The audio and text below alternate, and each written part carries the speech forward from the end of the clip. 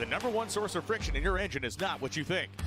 Piston rings rubbing against the cylinder walls generate more friction than any other part of the engine. More friction and temperature means more wear and less horsepower.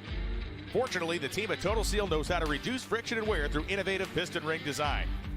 If it takes a piston, Total Seal can build a better ring.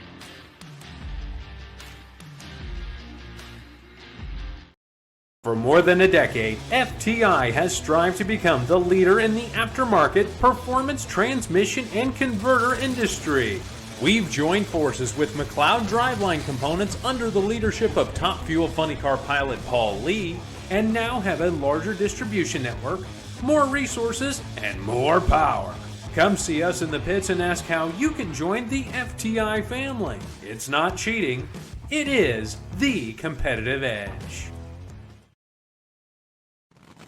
This is WFO Radio.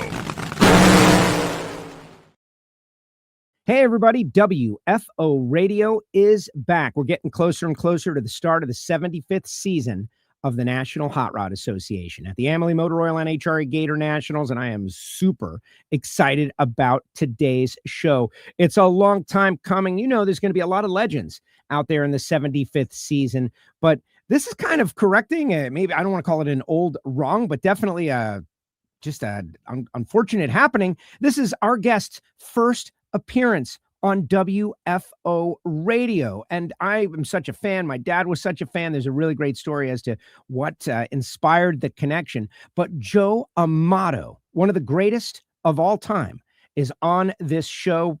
We connected earlier this morning, and it is happening. It is going to be great. I ask you to please share the show, repost on your social. If you're a fan of NHRA Drag Racing, if you're a fan of Joe, that one or this one, get it out there. It is going to be great. Also, we've got Maddie Gordon and Jasmine Salinas. They came down to Miami last week on Thursday. We were able to do a on-location interview from the tip of South Beach. We were out there, boats going by, great stuff.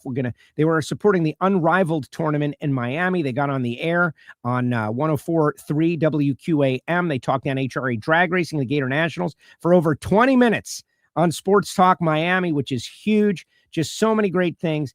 As you know, we've got great sponsors. We've got the Chasing Speed show on Vice. We're going to get into all of that, but let's bring on the guest of honor, one of the true greats. He'll be at the Amalie Oil NHRA Gatornationals, Mr. Joe Amato. Joe, welcome to the show. Hi, Joe. Glad to be here. And I guess I've been on the road too much. You couldn't tag me down to get me on. I know you've asked a couple of times. We've talked about it, but we've never really connected. I'm really glad we did it this time. Well, I was very appreciative. The funny story is this, and you're right. At the track, we've talked about you coming on the show. It just hasn't worked out. But I believe in things happening naturally, right? 2 weeks ago, or whenever I reached out to you, I swear this is true. I had a dream. And in the dream, my dad, who passed away last year, like there was a whole thing. But anyway, was wearing a Joe Amato t-shirt. And I thought, man, this is it. I gotta reach out to have Joe. Joe's going to be on. He's going to be at the Gators. This is a big season. This is the perfect moment. And you made it happen. So thank you. It worked out perfect. You sent me a text, and I was in Australia, I think, on a boat, and we were 17 hours different in time zone. So I sent you a text back. I said, well, yeah, I was definitely, and we kind of texted back and forth and communicated, and here we are. Because the 75th anniversary is really starting to ramp up. I've noticed on the website in the last couple of days there, NHRA is really starting to put the heat to the metal and going to do a lot for the fans. And they're bringing some of the legends back to interface with the fans. So it's going to be a great, exciting year. And I'm really looking forward to it and can't wait to get started. Yeah, I agree. It's a big year, the big milestones, 25. I guess they were happy that it's still going. And then 50. Oh, man, this is a big deal. 75 diamond anniversary. They're breaking out all the stops. We got this TV show on Vice going. I don't expect you got to see that with your being on the boat and everything out of the world. But it was really good last week. And the Gators, what an event. I was there when you broke the 260 mile per hour mark. I watched that. Me and my dad stood next to the car. And let's start there. You started in 1982, Top Fuel, but a couple of years into it, you guys got a crazy idea. Let's move the wing. What was that like? Well, Tim Richards was the brains behind that, and he talked to with Eldon Rasmussen, who was an IndyCar guy, and they conferred together about to try and make the wing a true wing versus using it like an air dam, just pushing down on the car. So they came up with the idea to put the wing up real tall and lay it back so it would leverage any downforce by having a lever by the wing being back. So we built it and we showed up in Gainesville and everybody looked at us and kind of laughed. I believe the speed record at the time was 256. The very first run on the car it went 260, then it went 262, and then I think it went 264. So it was amazing how quick it changed the speed thing around, and everybody went crazy. And a couple next race, everybody has the same thing. They all went out and had them made. But it was Tim Richards gets the credit, and Eldon Rasmussen, the IndyCar guy, for coming up with the technology. I was lucky enough to drive it, and it started our season off and really got us going. And we ended up winning the championship in '84. The willingness to try, though, to me, that's where it comes from. We see it to this day where some racers maybe get stuck in what has been working as opposed to what could be the next, technology. Well, the difference in cars today, most of the cars, they're cookie cutter. You can't really be too creative because the rules are kind of blocking that. The wings are the wings and the cars are the cars. In the old days when we raced, when Ormsby was around and Garlitz and all, everybody came out with new ideas. I was Joe Amato, the test pilot, many times, trying to run ground effects on a car. I remember we were in Texas and we stayed to test after the race, and we had designed a small wing for the car, and we put ground effects on the car. And I ran it to half track, I ran it to 3/4 track, and it seemed to go. So then we were going to take the wing down even smaller, almost no wing. And I got the 3/4 track and the car started to come around on me. It was going airborne. So I was lucky enough to get off the gas and pull the parachute and it saved the car. But that was Joe Amato, the test pilot, in there seeing what he could do. But we never really got the ground effects to pull down enough like the wing to take the car off because the weight of the ground effects slowed the ET down. So it was a cost-effective, ineffective because the weight made you better, more efficient, but the weight on the car slowed it down. So it didn't really help you any. But that was one thing Tim Richards always was looking out to try and, make the car be more fuel efficient, changing the wings and changing the air pods on it and just little things you try and do. And beside in the motor, that's one thing in the motor, everybody's going down different roads, and they have that restricted a little bit today where they only allow certain things. But the cars are still going unbelievably fast. If you look back when I was racing the quarter mile, we were going like 330. Now they're doing 340 in the 8th mile. I mean, 1,000 feet. Yeah. But it's crazy how the technology has advanced it to let them keep going faster and faster. But the only thing is, when they're bigger bombs, when they blow up, they really blow up. And boy, some of the stuff is crazy out there. Truly, truly. We've got an audience, live audience. They're sharing the show.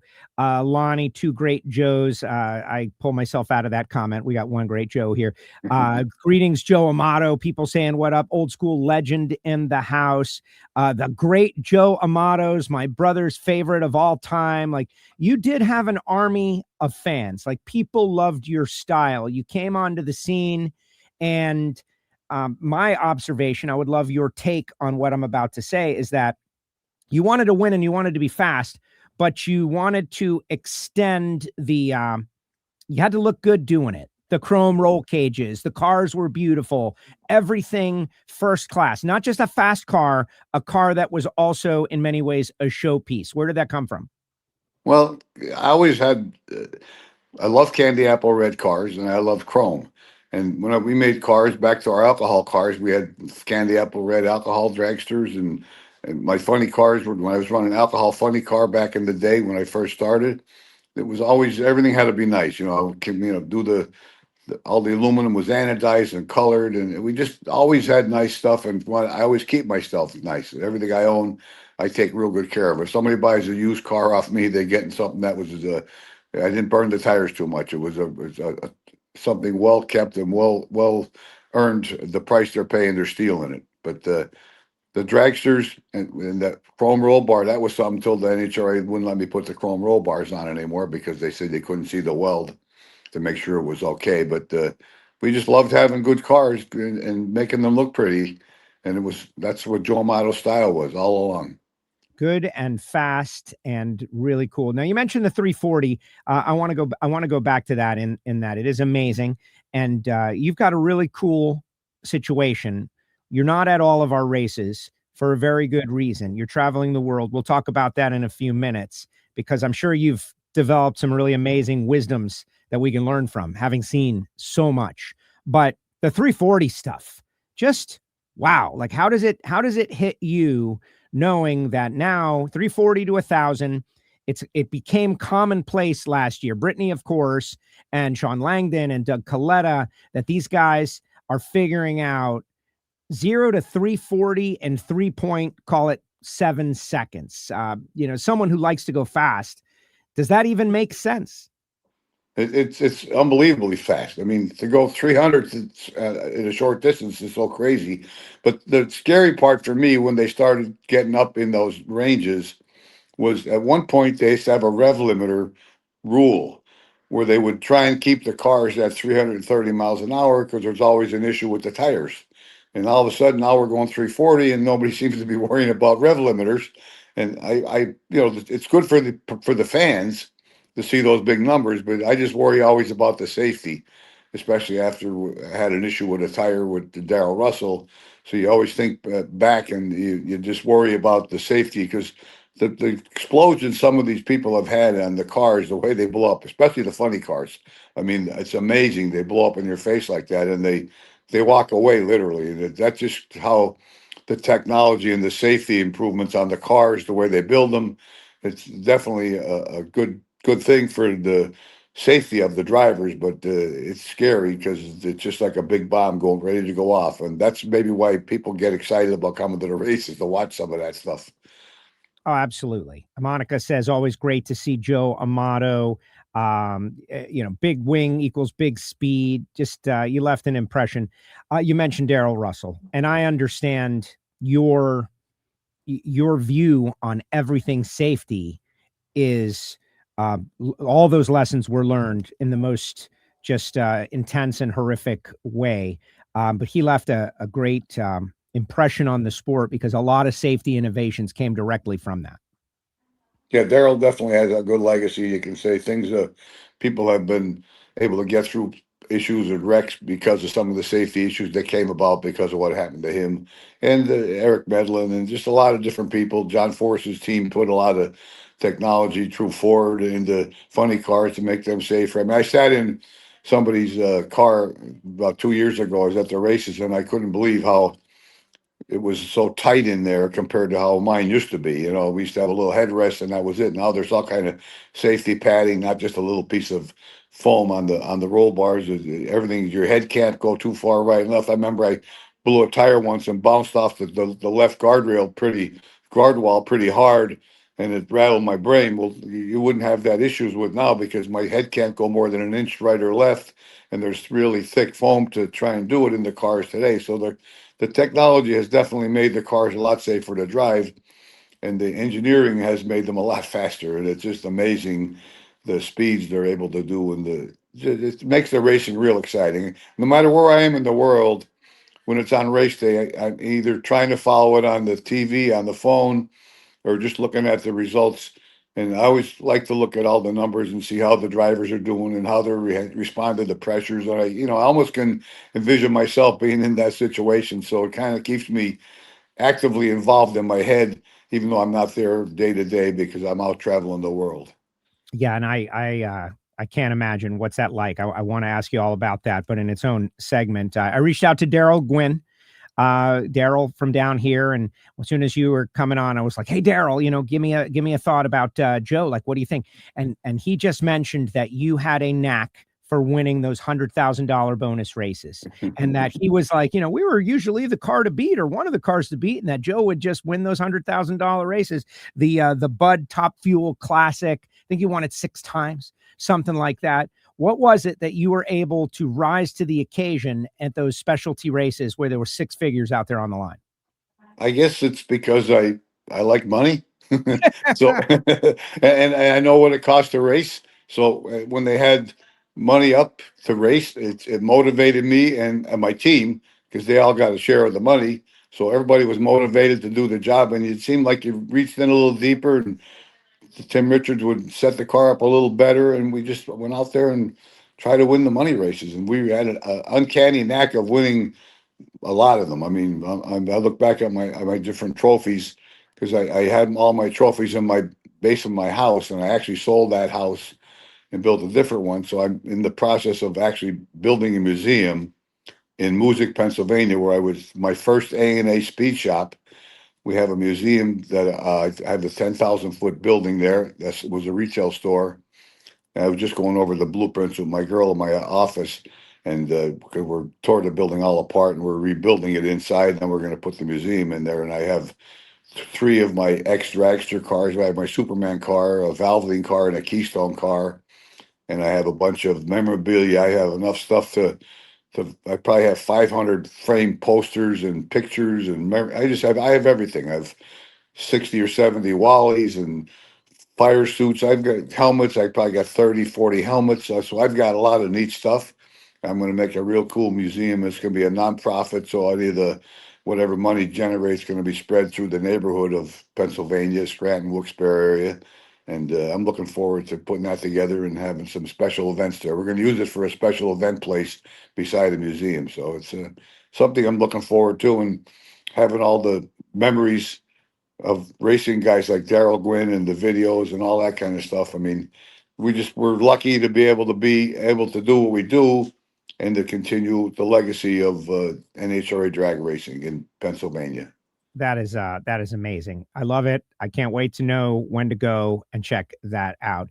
Joe, you grew up fast. You had to leave school at 16 years old. Nowadays, we're all looking for, like that tip, that advice, that hardworking nugget that helps us get over to the next level. They call them life hacks. But you had to talk about getting thrown into the fire with your family and your family business. And they say sink or swim, and boy, did you swim.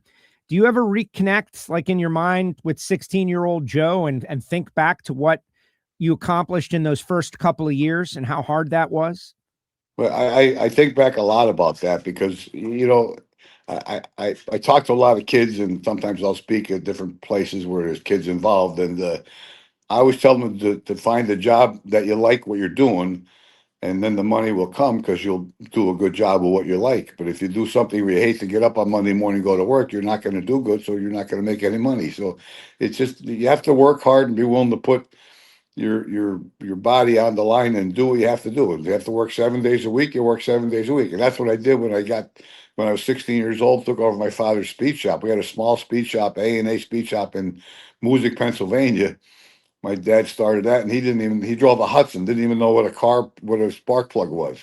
But he had enough brains to open a speed shop because he saw a lot of guys going from the Scranton, Wilkes-Barre area out to New Jersey to buy parts because there was no speed shops around. So he opened one, and it flourished. It was a small business when I took it over, and by the time I was 18 and my friends were graduating high school, I had 2 stores going, and I built it into a Keystone automotive warehouse with the 1,200 employees and a large 1 million square foot of warehousing. And, we were delivering ahead of our time. You could call me from Ohio and I'd have a part to you the next day from Pennsylvania. So we had a system set up like everybody's bragging about how they do it today. You can get on the phone. We were doing that 50 years ago.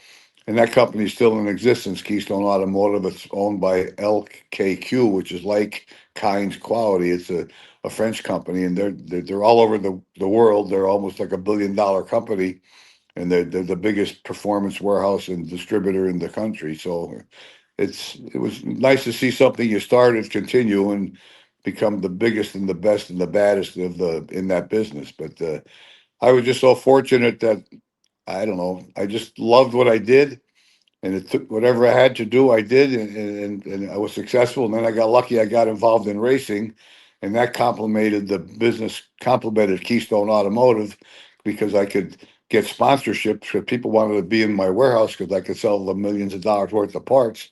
So, but they had to give me some money for the race car to be on it with a sticker. So one thing helped the other, and they worked back and forth, and we were able to do a great thing and build a dynasty of automotive parts distribution and retail stores. And I had a great team. I had a great amount of people that were part of me, whether it was my crew on my race team or my team that ran Keystone Automotive and my A&A Auto stores. But I have to give a lot of credit to, because they allowed me to race, and I could come back on Monday and I knew that the business was in good hands and they were doing a good job with it. So we had a lot of key people that were very complimentary to what I do, just like what you do from NHRA. I mean, sometimes you're probably not appreciated, but I see you on the starting line, and you're with the speaker, and you're on top of it. You're paying attention. You can tell you like what you do because you do a good job with it. You're grabbing people, you're interviewing people between all the noise and all. So it's, you do a great job, Joe. What you do, I admire you. I'm humbled by you saying that. Thank you. I do like what I do. You've definitely, my dad brought me out there for years. I went looking for a photo of you, my dad, and me. I'm a little kid, right? Maybe like 11. And it was a great photo. I couldn't find it though. Maybe I'll dig it up later. Maybe it's at my mom's, but he put it in me, the passion for the cars, the drag racing, the sound, the speed, the fury. But I love extracting the stories. And I know that there's a kid just like me in the grandstands that is got a lot of stuff to choose from nowadays. And I want him to choose drag racing because it's the coolest thing in the world. And so I do hustle as best as I can. Thank you for recognizing that. It's amazing. I'm on Facebook on my name, and I have a big following, but I do what I call the Life is Good tour. I'm always posting from my travel. I put pictures up and all. And it's amazing how many fans post a picture that are one of my people, and they show a picture of me when the kid was 10 years old or 15 years old with their dad, or maybe not, and they post these pictures of, and now they're 50 or 60 years old because it's a long time ago. But there's so many fans out there. I remember when they were fans and kids, and they came around to my pit, and I was nice enough to talk to them and take a picture with them. And that's nice to see that, because it's a lot of people sometimes get too busy and don't have the time for the fans, and that's the name of the game. You got to be nice to the fans. That's one thing about NHRA drag racing, better than any other form of motorsports. The fans have access to the people, and going to a race live compared to even watching it on TV, even though the TV coverage has really been really great the past couple of years, getting better all the time. But a live event is amazing, and it's nice to see that happen. And there's more drag races, tracks being put back into use by the different associations, which is nice to see, because I think there's a lot of grassroots people out there that love racing something, whether they're driving their family cars on the Run With Your Brung or whatever. But it just get more people involved in racing, and I think that's good for the sport. Totally agree. And this is a big year. We got this new TV show called Chasing Speed out there on VICETV, which is like kind of reality behind the scenes, showcasing what the sport is, but with the whole goal of making people aware that this is out there and that it's just an amazing life experience. You'll be at the Amalie Oil NHRA Gatornationals coming up. Daryl is going to be there. I believe Garlett's definitely going to be there. I think Snake going to be there. I think Shirley going to be there. We're bringing out the legends. Bob Fry going to be there. And so we're going to have a lot of people. That's always a huge event regardless. The 75th season of NHRA, I'm sure it's going to be massive. What do you like best about when they call you out as a legend? Like, what do you like to do with your day when you're at the track hanging out? Like, we got some people in the chat. They're like, Joe, do you want to drive a race car? I'm sure you do. I'm sure you do. But what do you like to do when you're at the track, doing the role as a legend? Well, I like to be busy. Whether we do a question and answer or an autograph session or interface with the fans, that's one thing. Going back to the races, if I'm going to be there, I'd want to be with the fans and just be interfacing. And so that's one good thing. NHRA sets me up with some different autograph sessions or a question and answer. And you don't get that many people, but you get enough to be active and be part of the event.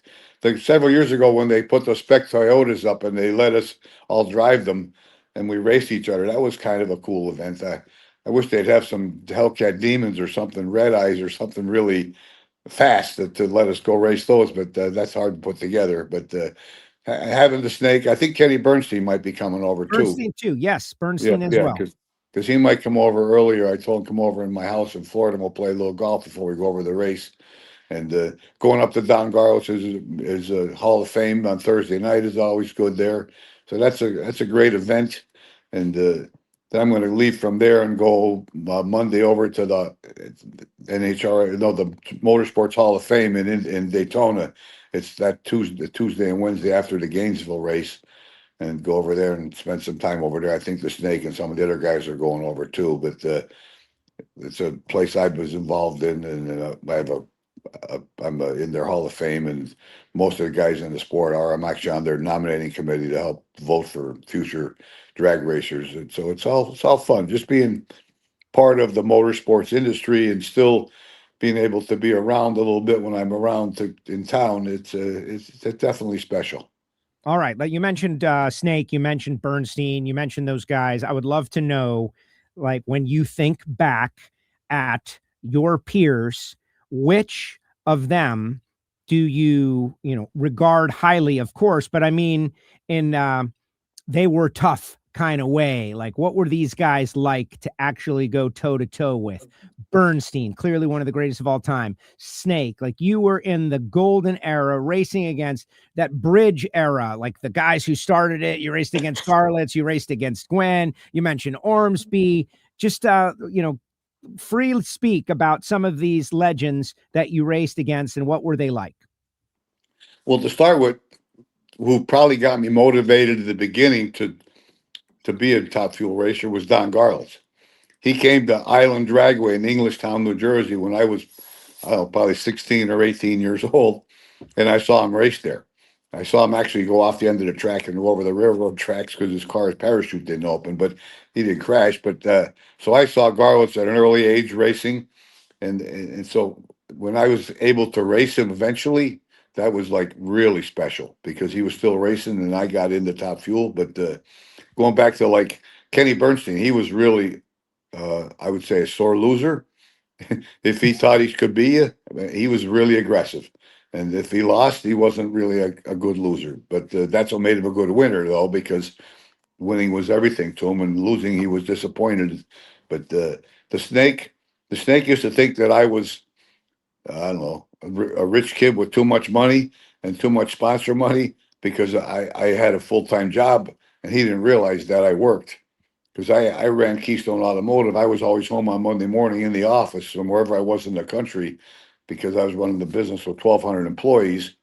And Snake thought, well, it was like a hobby for me because I had this business. But he didn't realize the hobby was paying for the business so I could have good technology and a fast race car.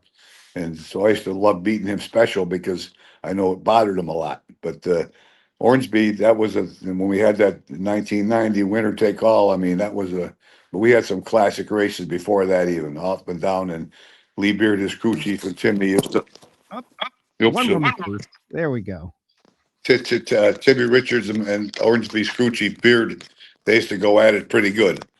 But I've had a lot of good memories with the people, and it's fun to talk to them now. We're all more on a friendly basis. We're more relaxed.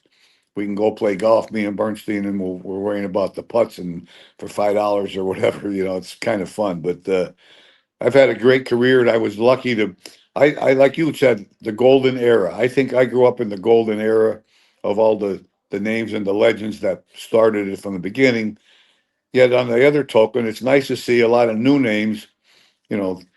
Coming, Darrell Russell and a bunch of these young kids are taking over and coming into the sport, and some of the older guys are getting a little sponsor money and putting cars together. So maybe we can get back to 16-car fields. That would be nice. It's too bad there wasn't some way to figure out how to make it a little more economical to race these cars because it's tough digging up the budget, but somehow people seem to be doing it. And maybe with the more cars in the classes and some of the new kids that are getting involved, it'll bring the stage up a little brighter, and we'll get more people following us. I like that. We got to raise the level a little bit to get more people involved.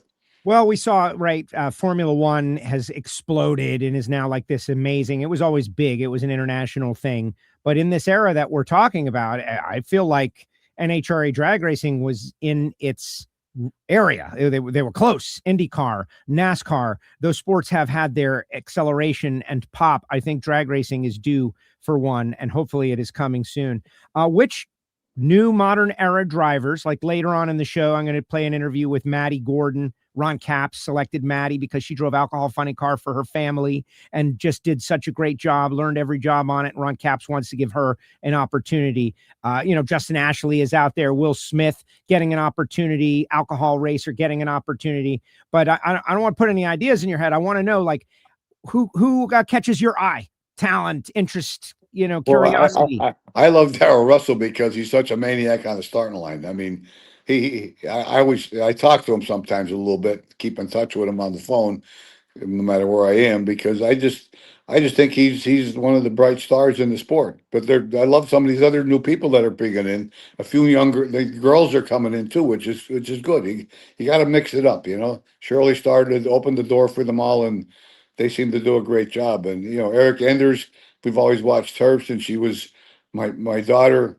Watched her when she was on the Disney Channel driving junior dragsters, and she's part of the reason I married to my wife Andrea, because my daughter wanted to go to the Gatornationals to see Eric Enders like 20 years ago, and I was divorced, and I was at the Gatornationals with Darrell Russell driving, and Andrea, who I hadn't seen in 7 years, came to the races, and we reconnected, and now I'm married 20 years. So, Wow. I can, all relates back to drag racing, where I found my future wife, and she's a sweetheart, and we have a blessed life. We travel the world. We have an apartment on a boat. There's a ship out there. If somebody wanted to Google it at the world, and it's a 700-foot boat that has 150 apartments on it. It's like a condo, but it's like a cruise ship. Only it's a cruise ship that the 150 people that own the apartments live on. We don't rent it out. We just use it or don't use it. Like my apartment on the ship is empty right now because I'm in Pennsylvania working. But when I just came back I was on it for almost 3 months in Australia, New Zealand. It's actually on its way to Antarctica to do an expedition and go down and hang out with the icebergs and the polar bears and whatever's down there. But we've been on the North Pole, the South Pole on it. We've been all over the world. I mean, it keeps traveling the world, a different route every year, and you can get on and off whenever you want to do it. And there's like 5 restaurants on it. There's a gym. It's a lifestyle on there that you can't even imagine how great it is and how much fun it is. We have a liar's poker game. We have a gin game, Texas Hold'em. I mean, you name it, there's fun to be had on the ship, and it definitely lets you see the world. I've been to, I don't know, every continent there is. I've been everywhere. I mean, it's amazing, and I keep going. It's something you can't describe to anybody, but it's something I've been so blessed in life to be able to have a career drag racing, a career in automotive business. Now it's a career in travel. So the Life is Good tour continues for Joe Amato, believe me. Okay, so what wonderful lessons can you impart based on the things you've seen? I don't like to admit it, but I haven't been out of the United States, with the exception of a little trip to Canada and Mexico. But here in our continent, I haven't had that. Now that you've seen so much, you had success here in the States, but then now you've seen it all. I mean, maybe not all of it, but you've seen a lot of it. How other people live, what the world is like, other cultures, other concepts of what the world is like. Did that, I don't want to say did it change you, but it did give you new perspective. And if so, what can you share? Well, it definitely changes your perspective. When you go to an island where there's 200 people live on the island, and they're natives, and they live off the land, they live off the sea, and they take trees and they log out, cut a tree open and hog it out and make that into an outrigger canoe, and they put starboard things on so it doesn't tip over because it's just half of a tree, and they use that to go out and fish with. And then they're raising things. Every family has one pig. They harvest the pig at the end of when it gets big, and that's what they live on for the year is on the meat. I mean, just you get to see things where people and they're happy. It's not that they have a lot of money. They don't have cars. They don't have a lot of the things that people in the United States take for granted. But the people are happy. Whether there's 200 people on the island, we've seen 1,000, we've seen 2,000, we've seen 200,000, 5 million. Everywhere you go, you see different cultures, different people. And we've been to China, India. I mean, it's amazing the what you see out there. The people in the United States have such a good shtick as far as how the government takes care of us and all. People do not appreciate what we have. and then people do not like you don't even have a passport probably. I do. I Okay, actually good. do. I have that I mean, just in case, you know. but I'm saying, in other words, you should, you know, you're still young, but you don't want to say, oh, I'll wait till I'm 65 to go to Italy. You know what I mean? In other words, my advice to you or anybody else like you is to expand your mind a little bit. To plan a trip, go once a year, go do something special. Maybe you have to, you know, whatever you can afford to do. If you have to drive somewhere, fly somewhere, you know, backpack, whatever, but go do something. Get out of your environment. And then when you're 65, you can look back and said, I've been to all these countries. I've been here, I've been there. Whether it's somewhere in the United States you've never been. When you go to the races, spend an extra day and go around the area and look at all the sites. Don't just go into Denver, Colorado and do the race and leave, even though we're not racing in Denver till they build a new track, hopefully. Sure. But you need to do more things like that. You know, spend more time. I have a lot of friends that have more money than I do that don't do much. They don't travel that much. They might go to Florida in the wintertime, but they don't go anywhere. I mean, and they can afford to do it, just like I can afford to do it because I was lucky. But the point is, you got to do it. You got to get out of your box. You got to be willing to get on a plane and drive. You know, we took back from, it was 24 hours for me coming back from New Zealand. You know, a 2-hour flight, a 2-hour wait, and then a 17-hour flight to get to JFK, and then a 3-hour car ride. But I do that all the time. It's just second nature. You know, you just watch a lot of movies and have a couple meals and you're here. But Right. people don't want to push themselves. If you want to have fun in life and live it to its fullest, when I die on my tombstone, I want to say a life well lived. I wanted people to think of all the employees I had when I had Keystone Automotive, and all the lives I affected there, where I helped a lot of people put their kids through college and you name it. That was good for me. And then all the racing fans and the support we had, you know, the Valvoline Say No to Drugs program. I was able to influence a lot of kids speaking at colleges and high schools and to jobs around the country. And then now we still have a great, when our Life is Good tour, we interface with 4,000 or 5,000 people on my Facebook page, and I feed a lot of people input and stuff like that. So my life is still going on, even though I'm older than dirt. But my mind is still working, and I'm still trying to stay healthy and keep having fun. The fun meter every day you got to live it to the fullest. And too many people, they're doggy downers. They think negative, positive, everything. The cup is always half full. People have to learn to think like that and have that mindset. Because if you think positive, you get positive things happen. If you think negative, negative things happen. So you're in charge of your own life. Nobody can help you fix it. You got to look in the mirror and say, I'm happy with me and I like what I'm doing. And then things get better. I love that. No, I love hearing that. And it's a great attitude. So I just built a race car, Joe. Like I've decided like the thing I wanted to do was to build a race car and go NHRA Super Street Racing. I love it. I love it. You know, instead of traveling. That's okay. That's okay. At least you're living your dream. That's the key. Live your dream. The key. That is the key. And I'm excited. And you know, I do and have done what you did recommend, like check out every area around the NHRA race. A little early, stay a little late. Yeah, go explore, great. find a great restaurant. We've got a nice little crew of, you know, the NHRA employees, you know, Jason Logan, Jason Galvin, those guys, Nikki, Josh. We go out, we find a nice restaurant, we go to a cool place, spend time together, enjoy the That's good. That you're living the dream. Too many people don't have the passion for things. That's why I see kids, they go to college, they get a master's degree, and they get out of college and they expect a job that's going to pay them a lot of money. But they don't have the burn to go and get involved and learn what they need to do to be successful. They just think that they earn being successful because they have that paper and that sheepskin. It doesn't work that way. You got to prove you can be valuable and earn your income. And then but they have to have the passion. The people that have the passion to learn how to play golf when they're 12 years old and work hard through it and get a college degree for free because they're golfers and they earn their way. They have the passion. Not many people have that you can see today. I think we need to instill more passion in people to do what they like to do and not what they have to do. I agree. I agree. Well, this, I think, is motivational to our audience, certainly, and I'm hoping that they share it so that the kids in their circle can hear some of this advice. Joe, I've kept you for 40 minutes already. Obviously, we could go all day. I got 1,000 things. Is there anything that you wanted to put out there that I didn't mention by random? No, I think I've spilled my guts pretty good. You did. I was thinking about asking you about Don Schumacher, because I know you guys had kind of a tight relationship. I love Don Schumacher. Well, he was trying to pull you back in till the very end. Me and Don Schumacher at one time had a love-hate relationship. I always respected what he did, because at the time he came into the sport, when he first got his son to drive, I mean, John Forrest was a dominant factor. He was like heads and heels above everybody.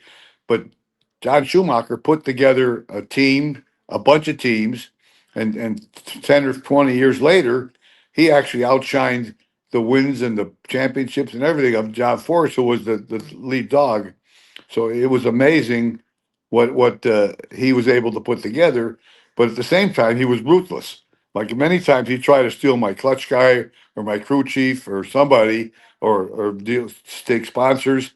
I mean, I remember one time he was talking to one of my people, and I talked to the guy, and I talked to him head to head. I go right to his face, and he said, "No, I'm not talking to him." And I go back to my guy standing there, and he showed me a phone. Here, Don's calling me right now. And so, I mean, he was at one point a lot of. In his mind, it was business. He wasn't stealing your help. It was a business, because he was aggressive. But in the same token, he was a good guy. We got to play golf a bunch and hang out with him. And he's actually lived in Florida, not too far from me. So we spent some time together. And when my wife went through, she had cancer for her throat. He had gone through that years before, and he kind of coached her a little bit about what she was going through. And, it's too bad what had to happen. He was doing good, living the lifestyle. He had his boats going. He was enjoying fishing and everything. But he was an aggressive guy, but a class guy when it was all said and done. Amazing. No, I know that I saw you guys together several times. I just wanted to ask you that. Hey, this was your first WFO experience, but it doesn't have to be your last. I'd love to have you back in the future. I'm sure there's some territory we could cover. But I think people just like hearing you talk, Joe. Like, you're one of the great legends. We grew up with you. You were motivational. And I think some of the things you shared are going to resonate with our audience. So I hope to entice you back in the future as the 2026 season, 75th of NHRA rolls out. I know you're going to be at a couple of races. Hopefully we can do definitely. that. Gainesville, and where else is Joe Amato? Gainesville, Indy, and Las Vegas. So right now that's on the radar. Those three for sure. You never know. I may end up at the World Finals, depending on where the boat is, depending how the championship unwinds. It's always fun to be involved when things are close. Yes. Well, says the guy who got a winner take all final round. Pretty amazing. Joe, thank you so much. I appreciate you. I love the way this came together, so organic and natural. And I appreciate all the kind things that you said about my work. And I thank you for that. Well, keep up the good work. Thank you. Thank you, Joe. All right. We'll see you in Gainesville. We'll see you in Gainesville, buddy. God bless you. There he goes. Joe Amato, thank you very much. Appreciate you. Joe Amato on WFO. How about that, guys? I ask you, share the show, repost on X, share on Facebook. If you're on YouTube, drop a comment down there in the comment section. What did you think about what Joe had to say? All that great advice for the next generation. It was just tremendous. I could have talked to him all day long. We've got these legends. And you know what? If you have not subscribed to WFO Radio, I would ask you humbly, click subscribe and the bell to enable notifications. Next week on WFO Radio NHRA Nitro, this show, this feed, our podcast feed as well, we will have another legend that you might have heard of. His name is Big Daddy. That's right. Back-to-back Amato Garlits here on WFO Radio. I'm super excited about what we've got going on. Chasing speed, all of that. Look at this guy, says bravo. If you knew how this thing came together, the photo of me, Joe, and my dad, Joe, the three Joes, I'll find that at some point. But when Joe's on the starting line, Amato, he is down there in the middle of it. He gets as close as he can possibly be and sponsor viewing, and he takes it all in, and he loves it so much, you can tell. And he's got a great life. And the fact that a guy like that, who can genuinely do anything in his life, loves NHRA drag racing, wants to be out there and a part of it as often as he can, that is amazing. That's all I need to sell it. But Joe is the legend. We've got two future stars coming up after we take a quick break. Jasmine Salinas and Maddi Gordon came down to Miami to support the women of the Unrivaled basketball team. You may recall out in Vegas, we had one of the WNBA players came out on the starting line, was like tapping out, like, oh my gosh, can't take it. It was great. Well, they got invited to Miami. That's where I pretty much live. And so I got a call to come down and do an interview on the tip of South Beach, boats going by, beautiful atmosphere. I really don't know what we even talked about, but we'll play the interview and I will learn then. I had the intention of reviewing the video prior to the Joe Amato stuff happening. It was just going to be that. But then when Joe reached out, like, hey, I'm back, suddenly everything changed. And thanks to Steve Brenwald for changing the artwork and all of that. Guys, look at you guys. Great interview, great show. Garlitz as an encore. Woohoo Garlitz, encore, Big Daddy. Not Bland, Dugenais. Guys, I will be on Dugenais Bland's Not Bland show tonight at 7 p.m. He's going to ask me stuff. I will answer. I will try to emulate Joe Amato's positive attitude. And I really appreciate everybody for saying such nice things about the show. And Joe Amato saying nice things about the show. And more importantly, the work ethic. Trying so hard. Guys, I want to tell you about Larice Motorsports Insurance. Speaking of work ethics, the guys at Larice Motorsports Insurance had a concept that we should be able to insure our racing operations, and nobody was really doing it the way that they wanted to do it, and so they did it themselves. Holden Larice and the team down there created something from nothing. Does that sound familiar? And what they cover, race car, trailer, tools and equipment, pit vehicles, motor homes, all under one motorsports policy. And the thing that's different about their policies is they do not have all these exclusions and exemptions. Last night, I received a video of a racer whose whole operation burned to the ground. And you think about that, and I think about Project Pontiac, and I'm like, oh my gosh, got to be covered. And that's why I reached out to the folks at Larice Motorsports Insurance. Now, these exemptions, right? Do you have race fuel? And I'm not going to name any, macro company, but the big ones, the big giant companies, they will insure your stuff, right? But is it parked where it's always parked? Oh, no, it's not. You parked it at a friend's house because it's close to the next race. Sorry, not covered. That's a recent one that just happened. Do you have race fuel in your race car trailer? Oh, yeah, sorry, not covered. Yeah, you can't have race fuel in a race car trailer.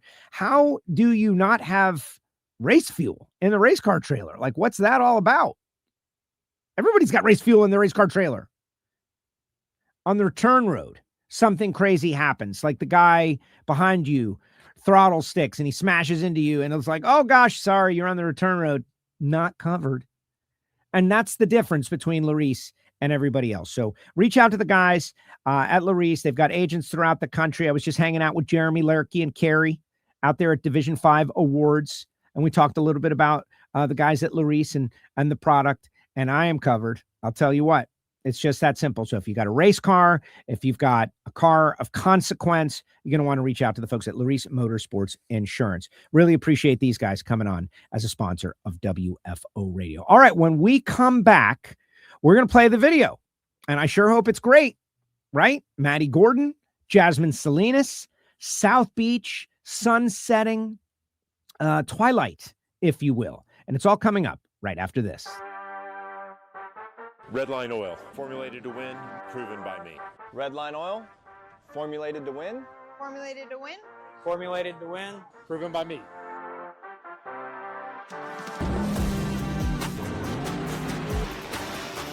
Formulated to win, proven by me. Proven by me. Proven by me. Redline Oil, formulated to win, proven by me. Looking to replace your OEM diesel particulate filter or diesel oxidation catalyst? Look no further than DPF XFit, a complete line of aftermarket diesel particulate filters and diesel oxidation catalysts designed as an exact fit OEM replacement with all makes coverage for light, medium, and heavy-duty trucks. With thousands of units in stock, we ship the same or next day, and be sure to check out our comprehensive reverse OEM lookup tool. Always new, never remanufactured. For more information, be sure to visit dpfxfit.com. That's dpfxfit.com. Drag racing fans, check out Drag Race Bracket Bonanza. It's the free, family-friendly fantasy bracket game. Now, after final qualifying at every national event, you can fill out your bracket for all the pro classes. It's free, easy to click on your picks. If you need some help, just hit the randomizer button to fill in the blanks. It's for fun, stay engaged, and pick your winners today.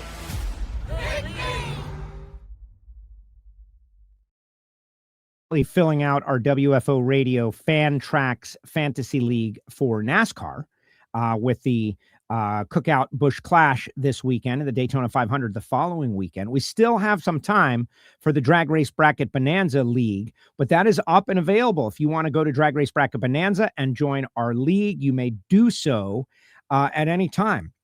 We've got to have the winner from last year on. I am currently searching for that person's contact information. The guys from Life's a Drag are going to be on tomorrow, 12 noon Eastern time, and they are going to have a whole bunch of influencers on, social media, drag racing themed influencers, including Beer Guy, and they're going to talk about chasing speed, a hot topic in the drag racing world. Yes, I know. If you're in Canada or outside the United States, you're struggling to see it. It is my understanding that people are working on making that happen. You know, the tech savvy folks are saying use a VPN. I don't know VPN either, guys. I'm not VPN either, but I did watch it on Vice last week. I watched it in real time. I watched it like watch party viewing, and I was so impressed. I was so happy and joyful at the accomplishment of the NHRA media department. So often in our lives, we'll hype something, and I admit, I confess, there have been 100 things that I've hyped because we should all watch it. And when it's rolled out, I've been like, it's good, pretty good, maybe even very good. This was genuinely great. And I think Brian Loans was right when he said it's the best thing that the NHRA media department has ever done. And the Austin Prock story, so poignant with what's going on, and you watch it so differently. And I felt all this genuine emotion about our sport and the people in our sport. Of course, we spoke with Austin last week on the show. He revealed some very interesting details and wrinkles about the reasoning. If you did not see that interview, I suggest you go back and watch it and check it out. I'm thrilled that he elected to come on WFO Radio right after the big Ford announcement and share his story. And that, you know, that video, we do an hour and a half show, guys. It's not like a clip. So to get thousands and thousands of views is really nice, and I appreciate it. But we're always trying to grow and get bigger with interviews like the one you're about to watch. Unrivaled, a women's basketball tournament that is a break-off additional league from the WNBA. They're not related, so get a chance to, earn some cash in the offseason, if you will, and showcase the talents of female athletes in the WNBA. They've been extremely supportive of the National Hot Rod Association as really the only sport where women and men compete with and against each other at the same time, and women kick butt, right, on a regular basis. Maddie Gordon, Jasmine Salinas, and Ida Zetterstrom came to Miami last week. I was able to go down. We went to South Beach. We did an interview. Josh Hatchett working the lights. You might hear me yell at him some point in it. So let's check out the interview. And this is really the first time I'll be watching it. Isn't that interesting? And watch the background, just the beauty of South Florida on display. Maddie Gordon and Jasmine Salinas with us here on WFO Radio. Here we are, WFO Radio, tip of South Beach. We are down here in the MIA with Maddie Gordon and Jasmine Salinas, hanging out, having a good time. It's starting to rain. We're going to hang tough, though. It is. I saw the tree. Why are you guys here? We are here for the Unrivaled Basketball game. I'm glad you remembered that. I wasn't even sure. Jasmine, you guys are supporting. You guys are representing for female athletes. Yes, we are. We're here for Unrivaled. We're also here for the drinks. We're here to have fun, the sunshine, get out of Indiana. Exactly. It is warm, and I believe for those of you that are interested, I would call it, like 70 degrees, 69. It's very nice. Like, Jasmine lives in Indiana. I'm from California. We're both from California, but I've been there for 8 days, and I was really excited to come to some sunshine and some warmth. It's a little humid, but it's really nice here. But I love the fact that you're supporting the folks at Unrivaled. They came out, WNBA, they have a winter league, if you will, 3-on-3, really cool. You're in Miami, you're going to go to the games, and I'm super excited. We were doing this before that, but they came to our races. Like, the WNBA has been super supportive. Talk a little bit about, we had one of the players out there in Vegas. She was like, time out, but she got in your car, Maddie. Yeah, that was so cool. It was so nice to meet her, and it was really awesome. She came over, we did a jersey swap, which is really cool, and I convinced her to get in my car. Took a little convincing, but she did, and it was so cool because she said she had a great time in it. And it's funny because, I'm short. I'm like a little person, and where my knees are compared to her knees was really it was cool to see. And I'm really looking forward to watching her play tomorrow because she was kind of on our turf, and now we're on her turf. So I'm excited about that. I love the fact that you guys are supporting and representing. Yeah, I'm really excited about it. I think I've really loved what NHRA has done, really bringing out a lot of the female drivers and allowing us to go and experience and support other women in other forms of sports. I got to do the volleyball game last year in Indy, and that was really exciting.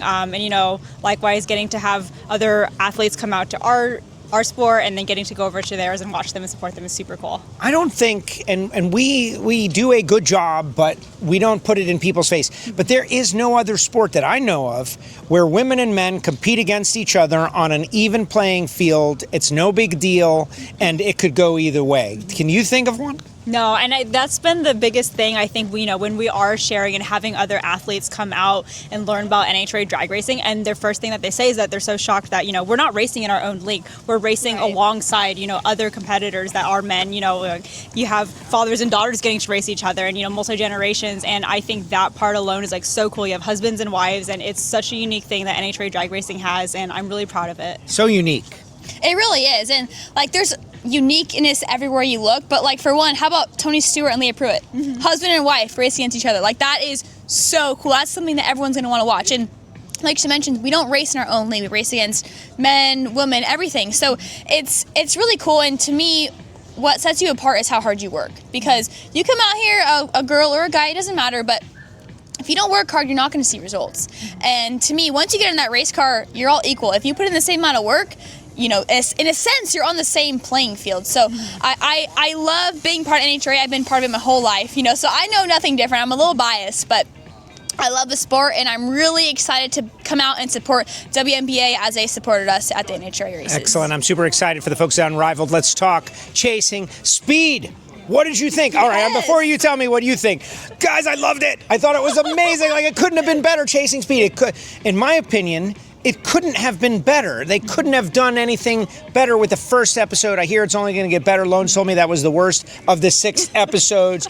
You were in it, Jasmine. You did great. What did you think? Thank you. I thought it was really great. I think what I'm really excited about with Chasing Speed is that there are so many stories and so many faces that make NHRA what it is. And I think the fact that we're able to now tell those stories and share all of those different personalities, there's going to be a personality that somebody out there who maybe doesn't know what NHRA drag racing is, but they're going to know about it now because they're going to be able to connect with one of those different personalities that's unique and what's making our sport so special. And so I think being able to have, over the course of these next 6 episodes, being able to share, what makes NHRA drag racing so special, I'm really excited for people to see that. And Maddie, your thoughts?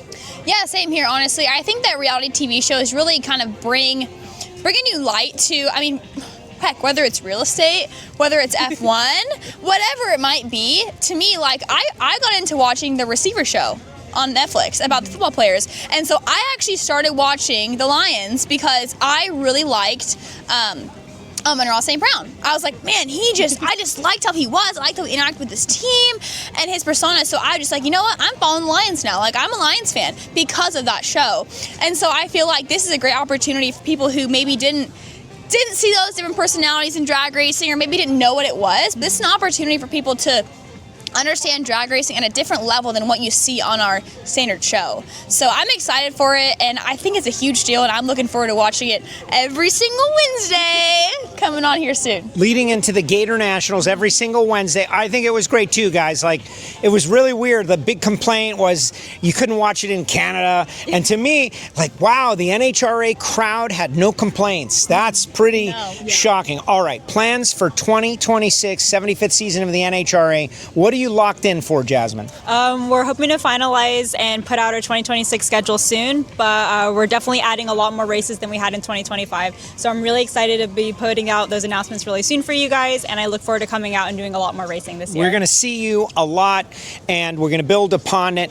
Obviously, you could use a big corporate sponsor, Jasmine Salinas, TV star. Maddi, what about you? Full season, Carlisle Tools. We've seen you on social. You're living your dream. What's it like?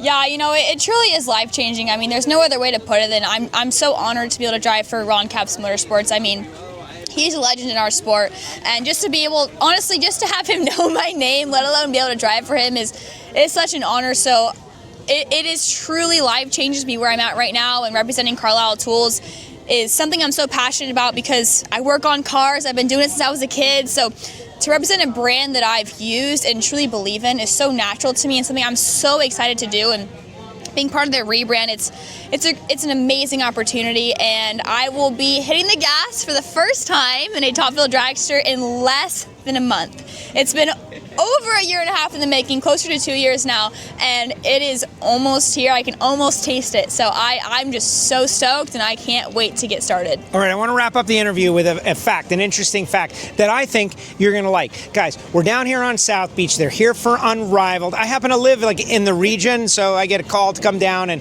hopefully you guys are enjoying yourselves. You having fun? Oh, yeah. Heck yeah. We saw a cruise ship go by. And dolphins. Dolphins. Right. Seriously. I'm a good tour guide? Yeah. You're a great tour guide. Okay, that's good. That's good. Not for everybody, though. Did you know that there is a chance that you two will have to race each other in the 75th season of NHRA? We were talking about that Diamond Y. Like, we're going to be competing for that. Yeah. Like, that's so exciting. Yeah, I'm really excited. Maddie's going to be working with Rob Flynn, Troy Fashing, and a couple other guys that we had on our team. And, honestly, I couldn't imagine any other driver, that to be able to basically inherit, our old team. I think she's worked so hard. She's really made a name for herself in the sport, and I'm really looking forward to, racing against her, watching her journey, and, hopefully, competing for those trophies. Yeah, it's going to be a great season. I'm looking forward to racing against you. Like, it's an honor to be able to, I think about the ladder that we're going to be on, and I'm like, I've watched these people my whole life. Like, I can remember being 10 years old and watching, Doug Collette, Sean Langdon on the TV screen. And so I'm just so excited. I'm pumped, and it's getting really close. Is there anything else you want to say to everybody out there? My show, I don't reach everybody, but I reach quite a few people. Is there anything you want to say to those folks, Jasmine? Thanks for watching. Thanks for listening. Thanks for tuning into WFO. We learned what WFO stands for the kids and the adults. Wet furry otters. Wet furry otters. Yes. Thank you for having us. This has been exciting. Hopefully I'm on your show a little bit more this year now that I'm racing a little bit more.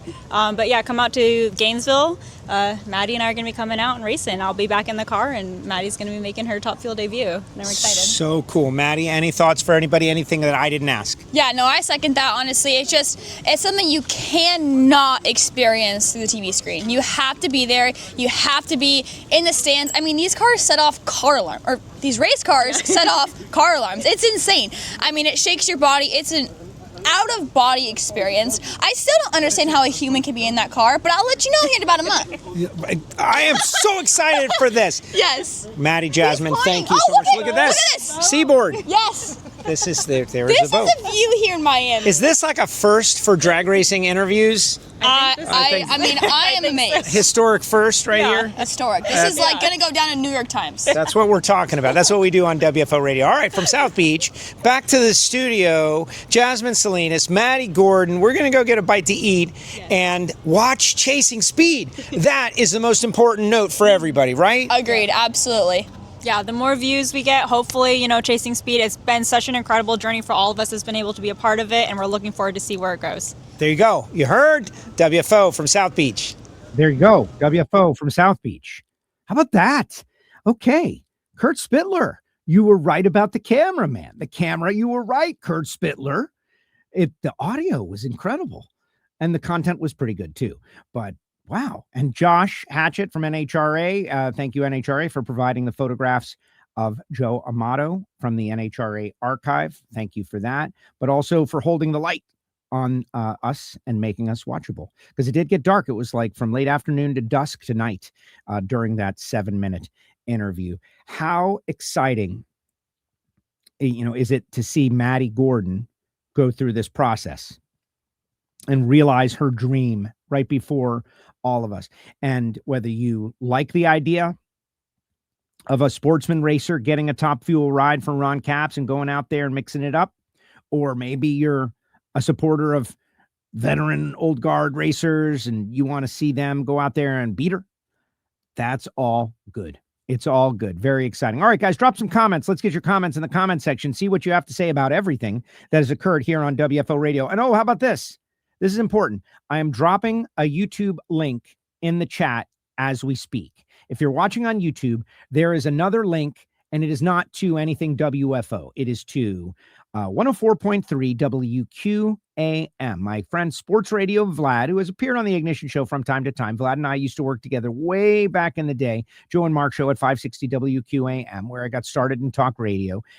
When they were going to be in Miami, we reached out to Vlad. We put him together with NHRA, and Ida, Jasmine, and Maddi went into the WQAM studios and did a live interview, which then they put out on YouTube. It went on the air in South Florida on the weekend of the championship games in the NFL, just days after the Canes had lost in the national championship. And somehow NHRA Drag Racing got 23 minutes of airtime on FM in Miami, the number 11 market in the country. I think that's and they replayed it on Saturday. So what I'm asking for you to do right now is stack the deck. This is like a clandestine operation, guys. This is the WFO is all about, really, right? Click on this link, man. Let's make sure the drag racing video gets an unnatural number of views. Whether you like it or you don't like it, or you think that that's not what I care about. I want the people at 104.3 in Miami to see that it was not a waste of their time having these drag racing girls on. And maybe in the future, they promoted the Gatornationals. They promoted the Unrivaled event. They talked about chasing speed. What more can you ask for? Great job by the media department of the NHRA getting into the largest media market that is near the Gatornationals. I guess Atlanta is similar distance. And then you've got Miami, where we are the gateway to the Americas, South America, to the Caribbean. We've got a lot of drag racing fans, drag strips in Aruba and Puerto Rico. So many fans from outside the country come through Miami to go to the Gatornationals. And we had many tracks, Miami Hollywood Speedway, for many years. And unfortunately, we don't race there right now. But Gainesville's only 4 hours and 40 minutes away. Before we get to your comments, I want to tell you about HusseyPerformance.net, not just copper gaskets anymore. David Allen and the team out of Beaver Falls, Pennsylvania. Here's the number. You know if you need gaskets, and you know if you like WFO. It's just that simple. 412-716-4872. Top quality materials, top quality production, top quality customer service, shipped out the door, sometimes the same day, sometimes next day. But they'll get them to you fast. David and the team doing a great job. 412-716-4872. Not just copper. They have composite gaskets, oil pan gaskets, valve cover gaskets, whatever you need for whatever your combination. Top alcohol dragster, funny car, top sportsman, top dragster. They do contingency programs in the NHRA. Also PDRA, top sportsman and top dragster. At least last year they did. And be sure to check out David Allen and the team. Thank you, David, for being a supporter of WFO Radio. We really appreciate the folks at HusseyPerformance.net. Also want to shout out to Marvin Rodak, Rodak'sCoffeeandGrills.com. If you want to support WFO in a very simple and inexpensive way, call Marvin, 817-924-6821. Order a bag of coffee, roasted fresh per your order. You will enjoy it. And Marvin has been one of our longest sponsors. Rodak'sCoffeeandGrills.com. Remember the Rodak's Cadillac? out there at the Stampede of Speed. Yeah, that's him. Also, Frank Hawley's Drag Racing School, the Dragster Adventure. Frank Hawley, he is a huge part of this sport just under the surface, like is a little bit underground with the professional drivers that he's helping. But he will help you drive a dragster for fun, just for fun. Not trying to get a license, not trying to become a champion. The Dragster Adventure. You and your friends go race the cars for fun with Frank. FrankHawley.com. I think you're really going to enjoy it. And since I'm ticking through all my sponsors, guys, thank you so much. We got right to Joe Amato. I normally do the sponsors at the beginning of the show, but like Bernie Speed Shop, it's connected to the Gatornationals because this is where the Fan Fest is going to be. BURNYZZ.com. I've got your whole itinerary planned for Gainesville. You got to land in Orlando on Wednesday and go straight to Bernie's. That's it. Go straight to Bernie's for the Fan Fest. It's going to be great. But they have over 100,000 square feet. They're a body shop. They're a detail shop. They do frame-off restorations. They do extreme quality automobiles.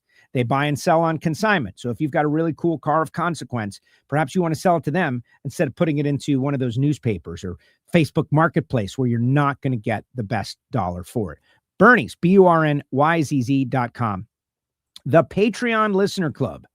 Been sending out T-shirts and stickers and patches and all the great stuff that you get for joining our VIP Listener Club. Yeah, it costs a couple of bucks, you choose.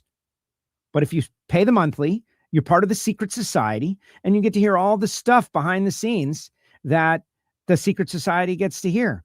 You get the Monday Motivation sometimes. You get to watch Ignition. You get to hear it from Heiner, and we're always ramping up the stuff. Plus, if you sign up for a year right now, you get a full year. So I'll send you a T-shirt. Patreon.com/WFO Radio. And shout out to Redline Synthetic Oil. Thank you, Redline, for supporting us through 2025 and now. Appreciate you. Thanks to FTI. I wanted to put a trans temp gauge in Project Pontiac.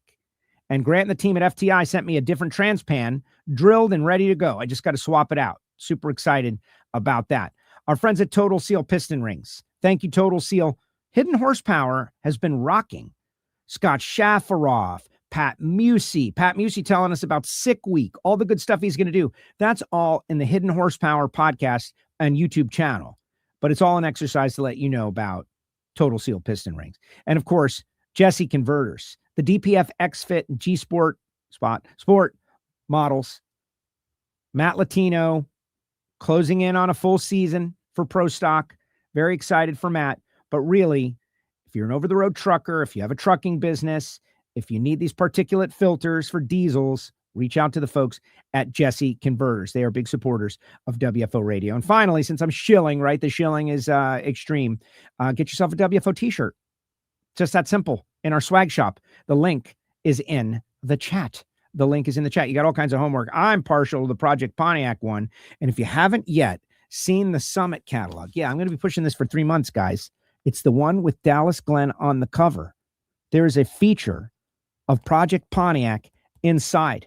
And when you open it, you're thinking, what can I order as a way of rewarding the folks at Summit for highlighting WFO Radio and Joe? In fact, they're even a QR code to our website, which is, I didn't even know they were going to do that. Thank you, Summit.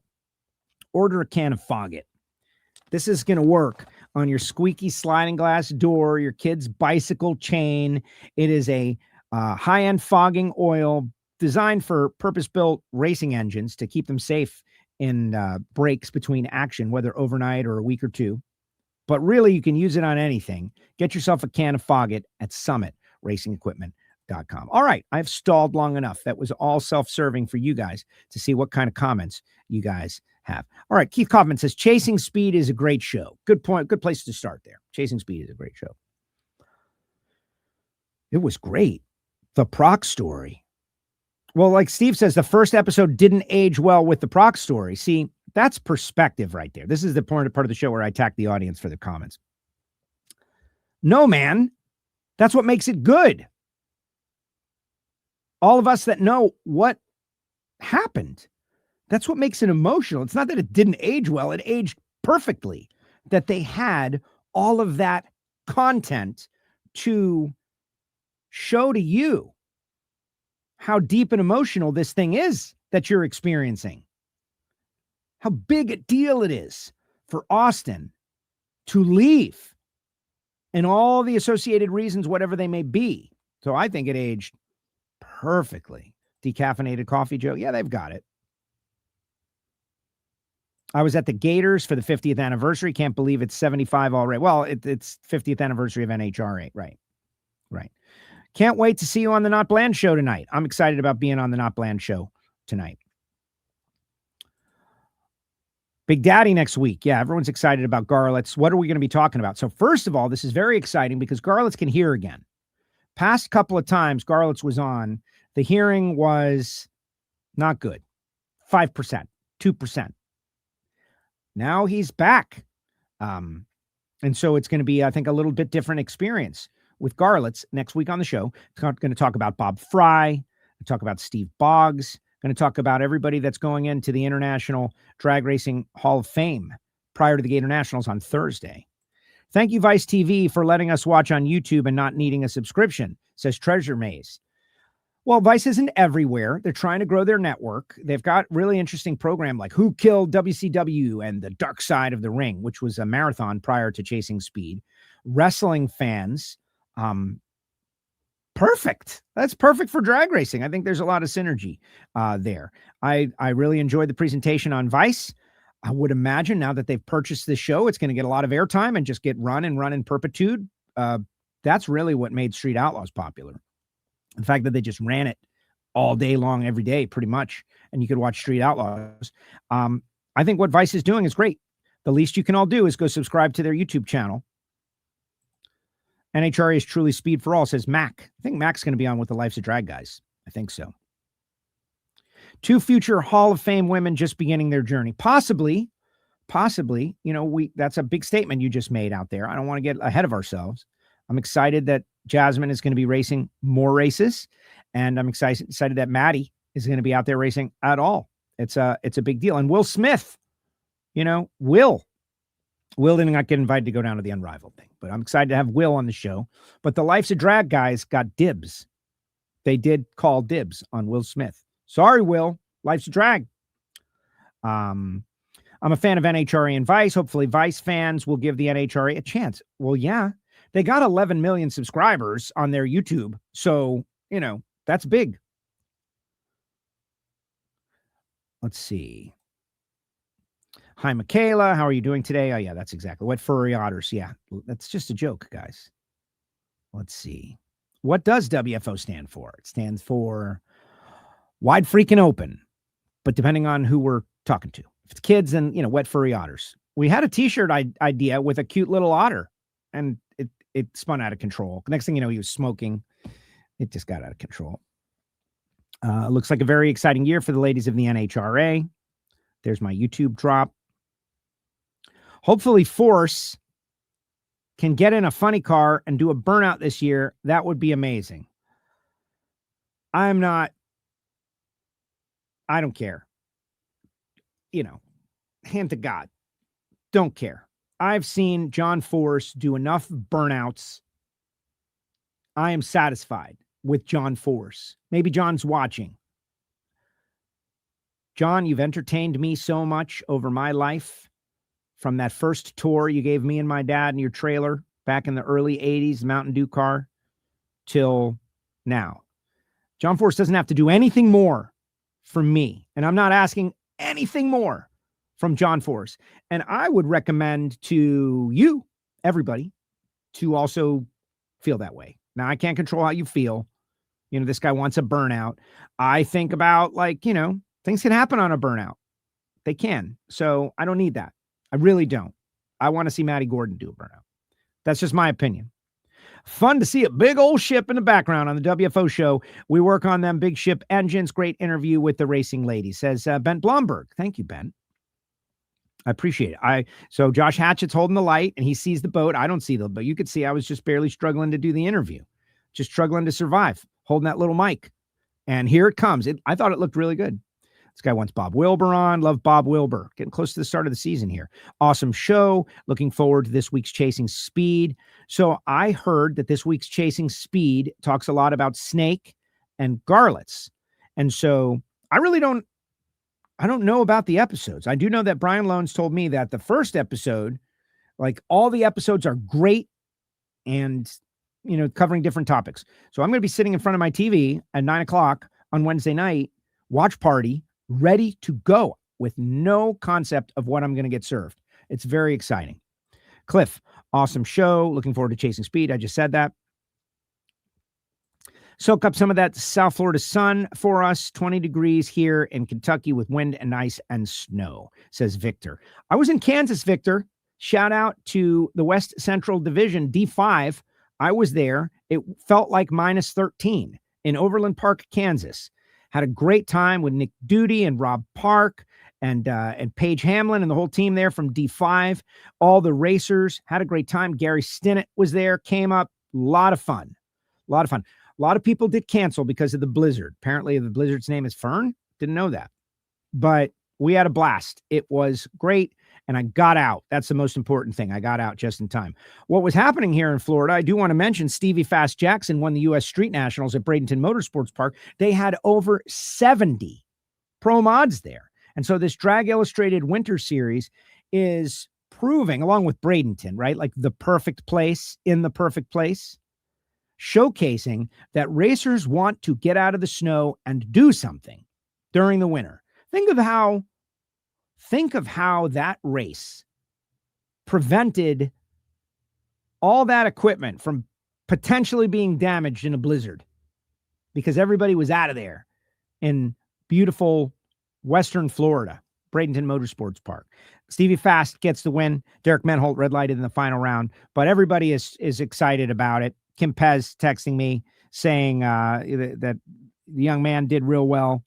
Everybody is excited about what's going on. Yeah, my son kicked butt at the U.S. Street Nationals. He would be a great guest on your show. Or him and BP together, Cole Pez. Thank you, Kim. Thank you, Kim. Yeah, good stuff. I'm working on Project Pontiac.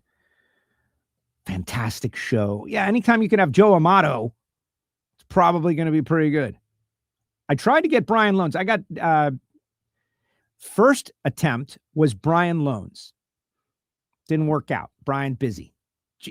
Sorry, Joe, busy. No, he's got some sort of commitment that he's doing. He couldn't do it. So then Ida was not in the pre-recorded interview because she came in late. So I figured I'll have Ida on the show and then I'll play the interview with Jasmine and Maddi. And Ida is in Bradenton, hint. So she couldn't do the show. So it was just going to be me talking to you guys, something that I feel very comfortable doing and love. And by the way, I don't think you get that anywhere else. Everybody else is guest. I'm ready to debate you. I think it's different. Maybe not. And then I get the text this morning from Joe Amato. Joe, are we doing the show today? Yes, we are doing the show. That's just like I planned.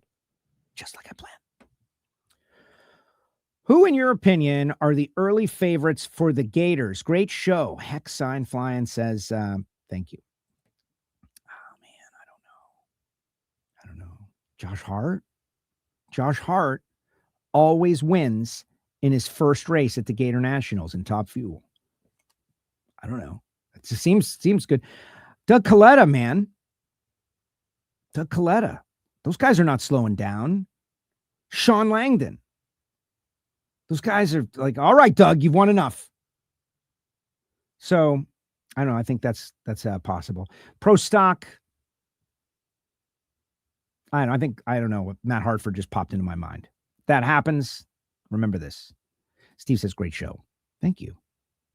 I don't do predictions anymore. How's Mike Salinas doing? We never hear about him anymore.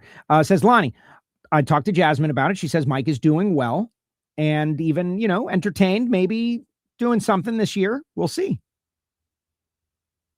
Tell us about the new driver for Big Jim Dunn, Todd Lysenko, the new old driver. Todd was with Jim Dunn Racing years ago. I think maybe a decade ago. Hate to say that Todd is known for like two of the biggest explosions I've ever seen, but that's kind of a fact. I'm excited about it. Way to go, Todd. Like different driver, new, fresh, another personality. So way to go. Will Smith, hell of a wheel man. See big things coming. Well, now's the time to show us, Will, right? Like this is what's great about drag racing. And I don't want to pile hyperbole on top of this young man's shoulders, but this is what's crazy about drag racing. I was having this about myself You work so hard to get the opportunity, and then you get it. And then, what are you going to do? What are you going to do? Are you going to live up to the expectation you set for yourself? Or, like me a couple of times, right? Leaving before the tree was activated, failing miserably in front of the world, right? But I have high confidence in Will. I have been a big supporter of Will and his career because he is a genuine person in my limited interactions with Will Smith. So I'm excited for Will Smith in that second Randy Glady car, Bluebird Turf. Man, you can watch it the next day on the YouTube channel, Best of Both Worlds. Come on, guys, let's not be negative. Someone was being negative. I am actually stunned at the lack of negativity towards chasing speed. Yes, people who can't see it have a right to be a little bit negative. I'll give you that. If you can't see it, you want to see it, that's fine. But I haven't really seen. I saw one guy say, "Oh, Austin Prock, ho hum, whatever, meh." Right? That's just if you didn't get emotional in that Austin Prock feature, they had 44 minutes to explain what is drag racing. Drag racing is a sport. It's dangerous. It came up in the 50s. It was invented by this guy, Wally Parks.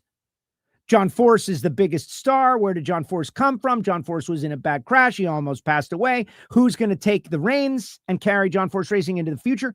They had to do that in 44 minutes, and they did it. And you see Austin, and he goes out there and wins the championship, and you're thinking, man.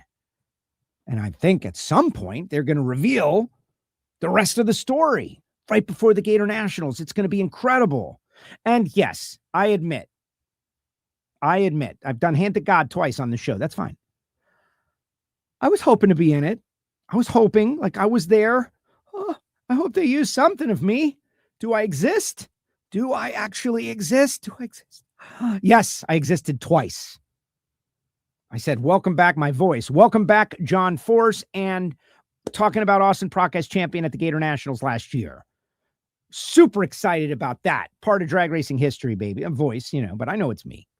And yes, I care. Totally. Joe, you should have Bob Fry on the show. Thank you, Blake. That's a good idea. I love Bob. Joe New Drag Racing, talking about Joe Amato. He always been one of my favorites. First t-shirt my parents got me from the drag races was a Joe Amato shirt, says Dan. Man, I went and looked for a photo, couldn't find it. Did find a photo of my dad wearing a Joe Amato t-shirt. And then it made me think, oh my gosh, my dad has a collection of classic drag racing t-shirts in the packages from the 1980s. I'll bet you there is a large red Joe Amato ringer waiting for me to wear in the 75th season. Is now the time to open the shirts? Is this what my dad was planning for his whole life? The 75th season of the NHRA? Is this the reason he saved all those shirts and gave the NHRA drivers $25 that he didn't not use so that I can wear the shirts in the 75th season? Or should we continue to save them for a rainy day? Great job.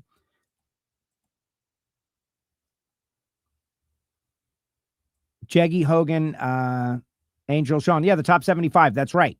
Jeg Coughlin, Matt Hagan, Angel. No, man, you're on the wrong week, I think. Let's talk about that. That's good. I'm trying to catch up, man. I'm trying to catch up, guys. I've fallen behind on the comments, and now I got to go do the top 75 because we've been talking about him. Sean Langdon, I believe, deserving. Langdon is, he's won championships in many categories. I count him as a sportsman racer for you people who are complaining about not enough sportsman racers. Jeg Coughlin, count him as a sportsman racer because, of course, 5 Pro Stock World Championships, but really he's a sportsman racer. Angel, the 3 World Championship, now racing again. Jeff Taylor, sportsman racer. Gary Selzy, all added to the top 75 list. Who among them is undeserving? Come on. That would be ridiculous. Thank you for that. Thanks again for another great show. I don't have Vice. I watch on YouTube, says Not Bland. I recognize your voice, Joe. Well done. Yeah, Cliff. That was a big moment for me. A little bit of a fist pump. You should have Brian Loans on the show. I tried, Blake. You know, now that this guy's on reality TV on Vice, you know, he can't be bothered with. No, listen, I'm kidding. I'm not doing that to Loans. Loans has been available whenever. On this given occasion, he was busy. And it worked out because we had Joe Amato. I would hate to have bumped somebody. You know what I mean? Would hate to have bumped somebody. Sorry, Joe Amato. And we don't bump him off. We just bump him back. All right, that's going to do it. Thank you very much. Appreciate all you guys. Like, subscribe, click bell. Do not miss. Apple Podcasts, Spotify, SoundCloud. We post the podcast within 1 hour of the show. Does it always go up with 1 hour? No. But often it does. The Ignition podcast was great. We had a blast last night. Very fast-paced show. Learned about Australia Day. That's kind of cool. And really, it's all about chasing speed. Racing t-shirts were much cheaper in the 80s. I believe they were $20. I don't, recall. I got this great mirror, was $45 back in 1982. I remember people questioned my parents for buying it for me. They called it the $1 million mirror. I'll bring it in one day. It's in the other room. I do have some NHRA stuff outside of the studio. I still have it. You know, that's how I know a collectible is worth it. If you still have it, if you actually keep it, right? Like this one, everybody's going to have these forever. And they're so popular, maybe more people want rings. Maybe more rings, maybe different rings. It's all kinds of collectibles that you can get, right? Is that a can of Senka? Yeah, it is. Not everything has to make sense. Thanks to Sports Radio Vlad for having the NHRA stars on. Please watch that YouTube video. I'm going to go work on Project Pontiac. Orlando Speed World is getting closer and closer, and I have maybe uncovered a bit of a problem that I'm going to have to address on Project Pontiac. That could be a tripping point. The drama. Will we make the race? Right? Project Pontiac right here back at Miami Hollywood Speedway back in the day. Hey, thanks to Joe Amato. Thanks to Maddi Gordon. Thanks to Jasmine Salinas. And most importantly, thanks to all of you for supporting this show. Remember, guys, we're the mom and pop store on the corner, going up against the Walmart, big corporations of the world. Thank you for your support. WFO.